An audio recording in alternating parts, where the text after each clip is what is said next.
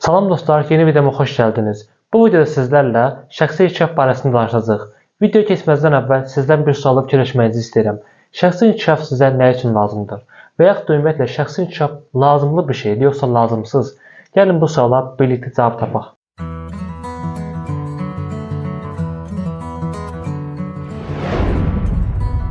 Şəxsi inkişafın bizə qatdığı çoxlu faydalar var.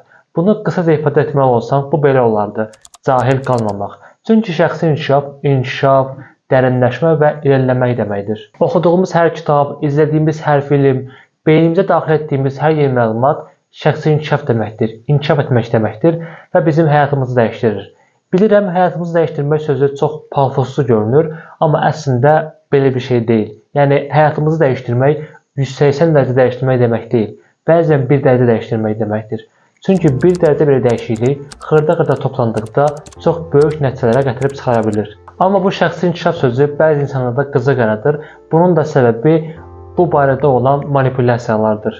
Yəni, şəxsi inkişaf yönümlü o qədər lazımsız videolar, o qədər lazımsız motivasiya videoları eşitmişik ki, uğurun tək sirrinin özünə inanmaq və özgüvən olduğuna inanmışıq. Uğurlu olmaq üçün özgüvəni də, inama da ehtiyacımız var. Amma bu demək deyil ki, biz inansaq, biz istəsək, biz çox özgüvənli olsaq, hər şey əldə edə bilərik. Xeyr, belə bir şey yoxdur. Bu bir yanlışdır. Bəzən nə ki istəyəndə, hətta əlimizdən gələn hər şey eləyəndə belə nəticə almaya bilirik. Həyat bu cür irəliləyir.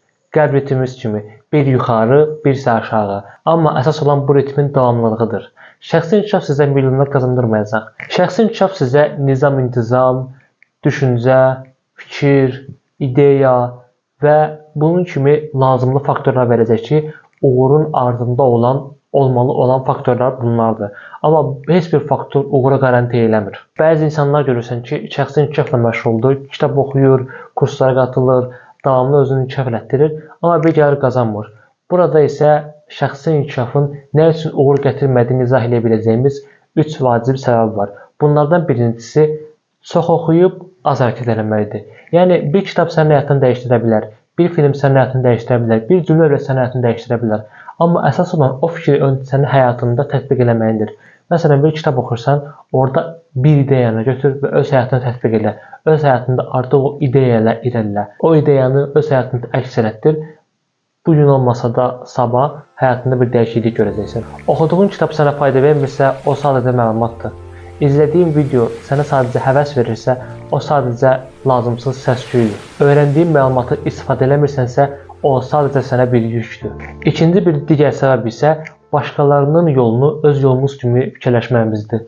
Misal olaraq bəzi insanlar görürsünüz, Instagramda paylaşır ki, bugün saat 5-də durdum, bu işi gördüm və s. Amma sənin uğurlu olmağın üçün, o istədiyin işdə irəli getmək üçün mütləq deyil ki, sən 5-də durmalısan. Bəlkə sən 7-də durmalısın, bəlkə də 11-də. Yəni, şəxsi inkişaf kitablarını özümüzə uyğun olan hissələrini öz həyatımızda tətbiq eləməyə çalışmalıyıq. Nəinki oradakı bütün ideyaları. Heç də bütün ideyalar bizim həyatımıza uyğun deyil çünki. Üçüncü bir digər və son səbəb isə nəticəni tez gözləməyimizdir. Bu nəticəni tez gözləməyimiz bizim həvəsdən düşməmizə, tez motivasiyadan düşməmizə gətirib çıxarır və təbii ki, tez həvəsdən düşən insan necə davamlı ola bilər və davamlı olmasa necə hər hansısa bir uğuru əldə edə bilər. Ona görə də şəxsi inkişafı uğur qazanmaq üçün yox, özünü qazanmaq üçün etməlisən.